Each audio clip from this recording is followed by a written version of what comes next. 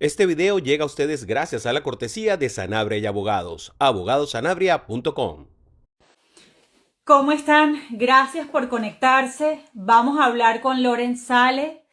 Él acaba de ganar una batalla importantísima que marca un precedente determinante para seguir creyendo en que la justicia sí es posible alcanzarla. Pero además ha sido un día tan noticioso, tan terrible, porque hemos visto quizás muy tangible lo que fue esa promesa de desatar la furia bolivariana por parte de Maduro, después de inventar que hay 5 planes de conspiración para asesinarlo, que yo no llamo intento de magnicidio porque él no es presidente. Eso es lo que nos dijo el mundo después del 2018. Ahora están cambiando de opinión, negocian con él, intercambian rehenes, canjean rehenes con Maduro, y este es el resultado, porque después de liberar a esos 6 sindicalistas, quienes habían sido condenados de manera tan injusta, 16 años, ya no había sindicalistas hace una semana secuestrados. Pero ¿qué pasó? Hace unos días, un miembro del magisterio de Barinas es otro rehén, un nuevo rehén, porque ¿qué fue lo que aprendió Maduro de este intercambio de rehenes? Que lo puede hacer de nuevo y tiene cómo negociar con un aliado como Estados Unidos. Muchos no entienden la utilidad de la estrategia reciente del mundo. De hecho, María Corina Machado hoy le dice al mundo, hay una alerta, no nos abandonen, lo que están haciendo no está sirviendo. Así que también quiero de Loren, quien acaba de ganar esta batalla maravillosa a una injusticia tan grande como fue la que le hicieron a él, de creer, por más cuesta arriba que fuera el trabajo con sus abogados, le ganó la pelea a un Estado. Yo creo que esto es suficientemente válido como para que todos entendamos que hay que persistir. Loren, gracias por aceptar esta invitación. Hola Carla, ¿cómo estás? ¿Cómo te va? Estoy bien, estoy muy feliz por ti, estoy muy feliz por este comienzo de año para ti. Después de todo lo que has batallado, que haya resultado, yo creo que ha sido una gran inspiración para el país. Sí, Carla, efectivamente, bueno, algo muy bonito, ¿sabes? Es que ha sido mucha gente que se ha sentido identificada con esta victoria, porque es una victoria, y eso es lo más importante. Mucha gente siente esto también como una victoria suya. Primero porque acompañaron a mi mamá, porque estuvieron ahí, estuvieron con mi familia, vivieron cada proceso, cada vez que me aislaban, cada cosa que sucedía, estuvieron ahí. Yo creo que el tema de que Santos me haya entregado de la forma que me entregó, pues fue algo que movió muchas fibras. La gente no veía era una mamá y se identificaba con lo que hacía cada persona. Y ayer, bueno, esto fue un aliento. Y aunque sí es verdad que me secuestraron hace 10 años, esto fue una demanda contra un Estado. Ujú. Y en 5 años logramos justicia, ¿no? En Venezuela no tenemos ninguna posibilidad de justicia. Claro que no, pero es que sabes que estoy recordando que hace 2 años hablamos de otra batalla que le habías ganado a Petro, porque Petro se tuvo que desdecir, es decir, después de haber difamado, tuvo que retractarse. Ujú. Y tú ese día, en ese video que grabaste para esta cuenta, dijiste, y también le voy a ganar la pelea a Juan Manuel Santos. Sí, sí, bueno, esta es la cuarta victoria judicial en Colombia, ojo, en Ujú. Colombia. Pero ¿sabes qué me estaba acordando? Que la primera batalla que ganamos, en mi caso, se gana en Estados Unidos, en una corte donde citamos como testigo a Apple.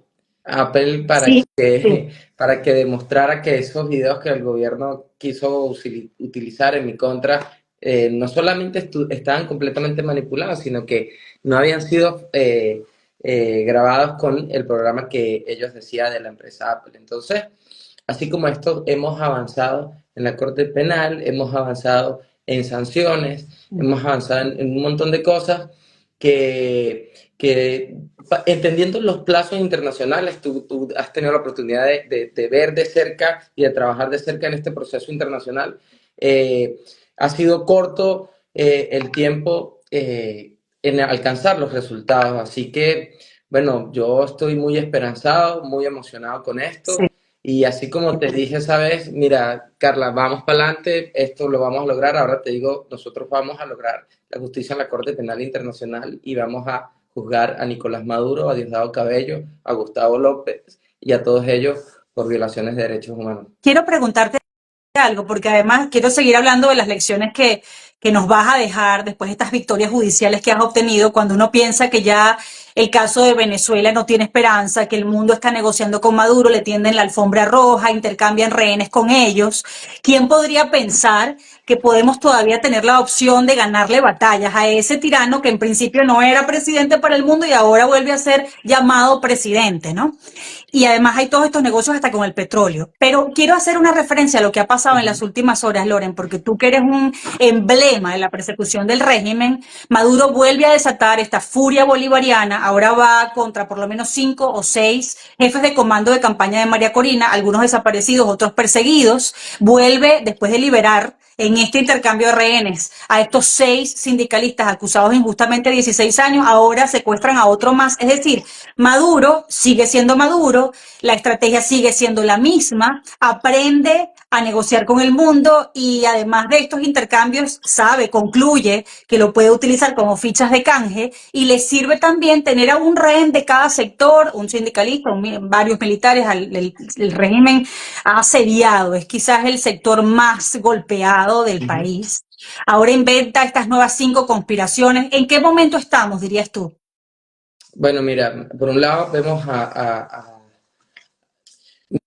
mira, yo he estado un poco alejado un poco de las noticias sobre Venezuela, no porque no esté trabajando por el tema de Venezuela, sino porque he necesitado margen para poder avanzar en estos temas judiciales y vemos a Nicolás Maduro que no madura, ¿no? Que en un desespero no le funcionó lo de Guyana para llamar la atención, ahorita está actuando de un patrón que se repite. El problema de la malcriadez de este tirano es que juega con la vida de personas que en este momento están detenidas, que seguramente están siendo torturadas y que sabemos que son capaces de asesinar a alguien bajo tortura en estos procesos. Entonces, es grave lo que está pasando. Yo acabo de llegar de Estrasburgo y yo te soy franco y lo pueden ver, yo no estaba de acuerdo con el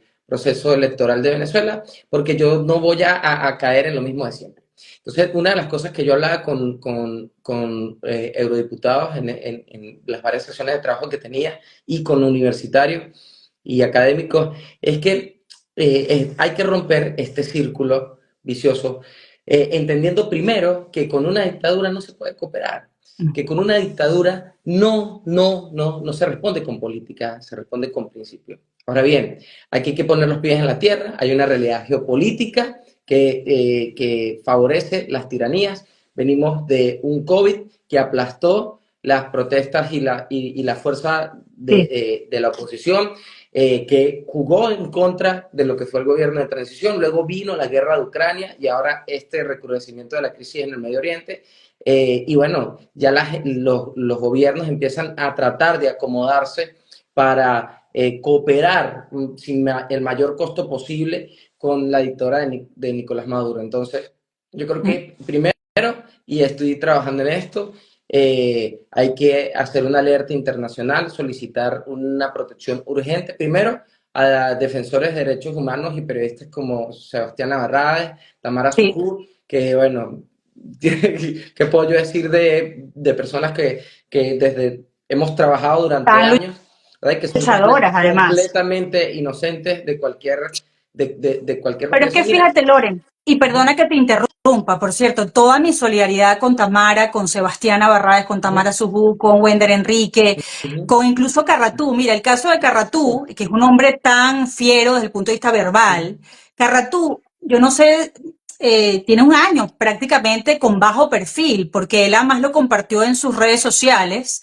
Él perdió a su hermano en Venezuela, un militar también, y él escribió en ese momento un tuit hermosísimo en el que le decía a su hermano, recordando su memoria, además el dolor de no haber estado allí, acompañarlo en sus últimos momentos, y dijo, yo me hice militar por él, por mi hermano. Entonces él como que bajó el perfil después de ese momento. Es todo tan absurdo. Mira, utilizan a un cabo, a un soldadito, para decir que él conocía toda la trama de las supuestas cabezas de estas 5 conspiraciones, que inventa Tarek no es una rueda de prensa, porque eso no es una rueda de prensa si claro. tú no respondes preguntas, eso es una locución, un monólogo.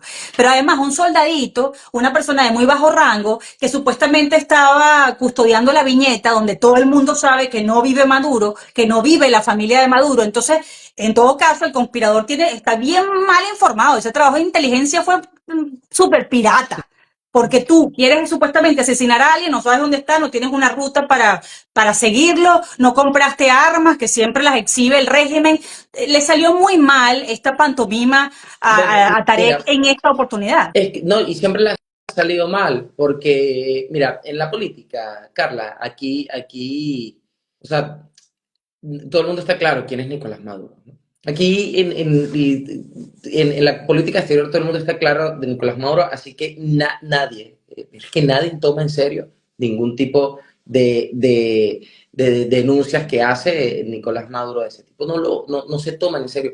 O sea, Tarek William Saad es una persona que carece de seriedad, de respeto ante la comunidad internacional. Entonces ellos le están hablando a su propia base, que, bueno, o lo que le queda de base, ¿no? Que está ahí desgregada. Entonces, aquí lo que pasó ayer, por eso es tan importante, porque entendiendo una realidad geopolítica donde desde Estados Unidos, y abiertamente hay que decirlo, busca tratar de acomodarse. Desde que entregaron a los narcosobrinos, yo perdí cualquier expectativa y esperanza en el Departamento de Estado. Te soy completamente franco. Desde que entregaron a los narcosobrinos.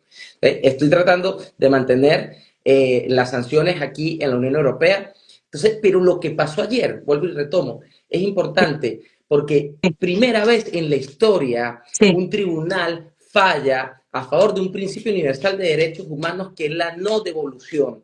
Y sí, esto justamente pasa paralelo a que este señor Tarek William Saab, que usurpa la Fiscalía General de la República, pide la extradición de defensores de derechos humanos. totalmente. Este instrumento de ayer, Dios sabe por qué hace las cosas, es un instrumento que es justamente la sentencia que hoy podemos poner en los organismos internacionales, aquí en España, en Alemania, en Italia, en Estados Unidos y en todos los gobiernos democráticos, decir, mira, esto demuestra y genera jurisprudencia para que se defienda y se proteja a estos defensores que están siendo solicitados por esta dictadura. Entonces, yo creo que, fíjate, justamente surgió esto ayer y creo que a partir de esa victoria judicial de ayer debemos crear un mecanismo de protección aún más Ujú. fuerte para los defensores de derechos humanos, para los periodistas, para los dirigentes políticos de la oposición venezolana incluso, porque aquí también, mira, la situación en Venezuela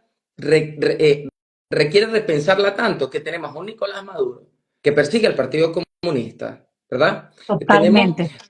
o sea, y se lo digo así, o sea, Nicolás Maduro está persiguiendo al Partido Comunista, vemos a María Corina ahí peleando contra todo ese monstruo, y nosotros, claro, nos preguntamos qué vamos a hacer, ¿no? ¿Cómo vamos a hacer? Mira, ayer yo repasaba con mamá todas las cosas que hemos hecho. Es importantísimo documentar cada cosa, o sea, que cada cosa quede documentado, que se denuncie, que aprovechemos el espacio que tenemos en la Corte Penal Internacional para que Sí. podamos llevar a estos tipos a Pero tribunales. Yo te lo fíjate que juro. aquí te dice, mira Uh-huh. lo que te dice el de Caracas, no se caigan a coa, pura bladera, el régimen hace lo que le da la gana. ¿Qué le respondes? El gobierno, bueno, y lo va a seguir haciendo en la medida que nosotros lo permitamos. Entonces, ¿qué hacemos? ¿Qué hacemos? ¿Nos quedamos callados? Mm, ¿Qué hacemos? ¿Nos rendimos? Yo sí creo mm, que hay que reflexionar y repensar muchas estrategias sí, como oposición, porque cosas estamos haciendo mal para que el régimen se mantenga por más de 20 años. sí. Pero mira, las instituciones están en crisis, porque cuestionamos el resultado de las instituciones, ¿cierto? Porque sentimos que no responden a las crisis que está viviendo el mundo. Ahora bien, las destruimos las instituciones para que los populismos y cualquier ideología destruyan los pequeños espacios de libertad que tenemos. No, lo que nosotros tenemos que hacer Bravo. con las instituciones es estar ahí, insistir, persistir, seguir. Pero es Mira, yo creo en la que justicia además, internacional. Loren, tú pudiste haber pensado que como Petro es presidente, no hay separación de poderes y la justicia colombiana jamás te iba a dar la razón. Y pudiste haber dicho, no, esta batalla no vale la pena. Es que Yo obviamente siempre es tentador pensar de que no vale la pena. Pero la peor gestión es la que no se hace. Mira, a mí me liberan el 12 de octubre y en finales de noviembre, diciembre, me reúno con Michelle Bachelet, alta comisionada de Derechos Humanos. La primera vez que yo solicité una reunión con el alto comisionado fue en el 2008, en una huelga de hambre, y me reciben en diciembre del 2018. Yo cuando me reuní y entregué las pruebas de todo lo que yo había podido documentar en los centros de tortura, ¿no? Desde ahí adentro, que nadie me lo contó, que yo ahí mismo recogí las pruebas, eh, yo pude haber pensado que no valía la pena hacerlo eso en la ONU. Y de hecho, de los peores ataques que yo he recibido en las redes sociales fue cuando yo me reuní con el alto comisionado de derechos humanos, porque decían que no valía la pena, que estaba perdiendo mi tiempo. Y después de eso vino un informe demoledor de la ONU, que es justamente lo que hoy nos permite avanzar también en la Corte Penal Internacional. Cuando Ujú. me difamaron, cuando Petro y senadores de Colombia me difamaron y montaron una campaña tan agresiva en mi contra, y fui a la Corte Suprema de Justicia, claro que también pensé que podía no haber valido la pena esa gestión, y logramos esa victoria. Que el Premio Nobel de la Paz, vale, Juan Manuel Santos. El señorito que nadie puede tocar, el señorito que nadie puede criticar, el todopoderoso Juan Manuel Santos. Bueno, a Juan Manuel Santos ya le dimos la primera derrota y vamos por la segunda y va a tener que responder. Y ¿sabes qué? Santos, y es un emplazamiento que le voy a hacer. Usted tiene que reivindicarse bastante bien con la población venezolana. Usted debería estar en este momento operando para liberar presos políticos en Venezuela. Juan Manuel Santos, utilice ese Nobel, haga algo con ese Nobel, llame a Maduro y deje y llame la atención, amarre a su loco, porque Juan Manuel Santos decía que ese era su mejor amigo. Bueno, lo que debería estar haciendo Santos para reivindicarse, porque lo vamos a llevar también ante los tribunales, es amarrar a su loco, a su buen amigo Nicolás Maduro. Mira, Carla, hay que Sí. seguir, hay que insistir. Las sanciones a los violadores de derechos humanos las vamos a mantener. Sí, las vamos a mantener. Porque Estados Unidos puede decidir sanciones económicas, pero las sanciones individuales a responsables de crímenes de lesa humanidad hay que pelearle, hay que existirlas. No solo por un hecho táctico y estratégico, pero un tema de ética y de moralidad. Y Hay que vamos a hacérselas seguir. costosas, hay que hacerle costoso al mundo que se acerque a Maduro. Totalmente. Mira, lo he dicho y mi último discurso en el Parlamento Europeo y en la Escuela de Ciencias Políticas fue: con las dictaduras no podemos cooperar. Ojo, yo no sabía que venía esta sentencia y decía, no se puede cooperar con las dictaduras, no podemos permitir hacer intercambios de personas con la dictadura de Venezuela. Y te lo juro que no sabía que iba a salir esta sentencia y me cayó como por sorpresa y esto ratifica lo que venimos diciendo. Iba a Esto, preguntar algo, porque hiciste referencia a algo muy importante. Maduro persigue hasta los suyos, o a quienes no han sido suyos, pero que podrían identificarse más desde el punto de vista ideológico. El Partido Comunista lo tiene asediado, pero ahora, justo en esta ola de las supuestas 5 conspiraciones, acusaron al hermano de una de las magistradas que está en el TSJ de Maduro y que tiene en esa sala el expediente de María Corina. Es decir, aquí nadie se salva. Y fíjate cómo atan cabo al hermano de la magistrada, que quién sabe qué habrá hecho la magistrada, qué habrá dicho, qué intentaría hacer la magistrada. Yo no sé si hubiera querido tener algún gesto de racionalidad y entender que la inhabilitación a María Corina es un absurdo porque no hay ni siquiera un expediente, porque ella nunca fue notificada, porque el TSJ de Maduro debió haber decidido en diciembre y entonces retrasaron el proceso que era solo de 3 días y le pidieron un supuesto expediente que probablemente inventó la Contraloría de Maduro y ahora no se lo quieren entregar a los abogados porque entregárselos a los abogados es la oportunidad de que los abogados desmantelen esos argumentos que no tienen ninguna validez antes que exista una sentencia. Meten a María Corina y le quitan el audio, pero meten a María Corina en las supuestas conspiraciones y ahora lo que uno pudiera pensar es la manera esta enfermiza de Maduro de romper con los acuerdos a los que nunca se compromete es ahora decirle a Estados Unidos, no, mira, yo la quería habilitar, pero imagínate, ella intentó estar involucrada en un intento de asesinato contra Maduro. ¿Cómo la voy a habilitar si esta mujer es una delincuente? Entonces no hay aquí puntada sin hilo. Todo es parte de la misma estrategia de perder tiempo, hacernos perder tiempo y el mundo compra esa estrategia. sí, es que, y la compramos nosotros. Ese es el tema. Es que nosotros la seguimos comprando. Mira, o sea, yo aquí que como yo frente a esto yo trato de separar, por un lado, los hechos, ¿no? Es difícil el ejercicio, pero trato de pensar bien como defensor de derechos humanos. Entonces separo Ok, lo que es la persecución, ¿no? A personas por disidencia. Es decir, y en esto hablamos en este caso, todas las personas del entorno de María Corina Machado que están siendo ahorita perseguidas en todo el país, la campaña de terror que tiene activado, porque es con nombre y todo, la furia bolivariana, eso es ahí hay unos hechos concretos que hay que documentarlos, que hay que registrarlos y hay que de forma inmediata alertar a la comunidad internacional, alertar a la Unión Europea de lo que está pasando. Pero por otro lado, ¿verdad?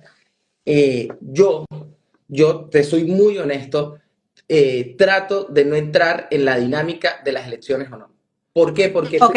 Porque mi objetivo es lograr justicia. Mi primer objetivo en este momento es sacar a Tarazona. ¿Por qué? Porque lo conozco, porque es un Sí, defensor de derechos humanos, sí. porque es completamente injusto lo que está haciendo. Y como no pertenece a un partido, justamente puede ser más difícil que lo usen a él para sacarlo. Así de sencillo. Pero es que ese es otro Mi- punto, ese es otro punto, porque en esto de la furia bolivariana, no solo han pintado las paredes de los comandos de campaña de María Corina, lo hicieron con la sede de Fundarredes, volvieron a activar la ley contra las ONG, es decir, pretenden desactivar a Provea, a Acceso a la Justicia, a gente honorable, honesta, que lo que hace es trabajar justamente por los derechos humanos. Hay una oleada de persecución también a activistas de derechos humanos. Tamara Subo es una súper activista de los derechos humanos.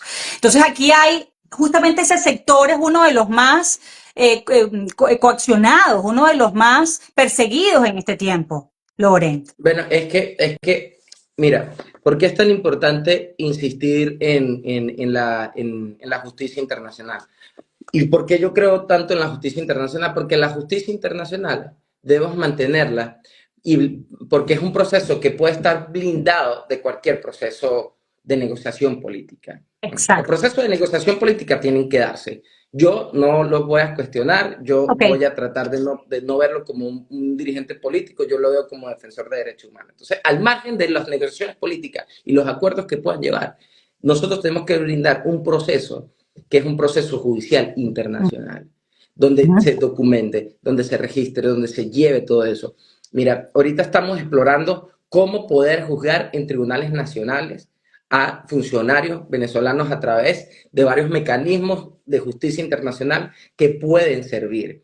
Podría Entonces, ser eso la justicia universal, el concepto de a justicia través de la universal. justicia universal. Y, por ejemplo, aquí hay una operación para poder darle capacidad a Delcy Rodríguez de hacer política exterior.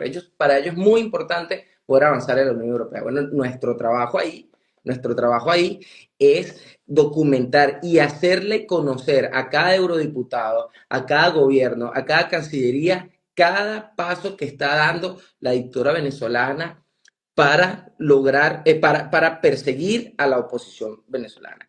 Es importante que los ciudadanos se involucren en todos estos procesos.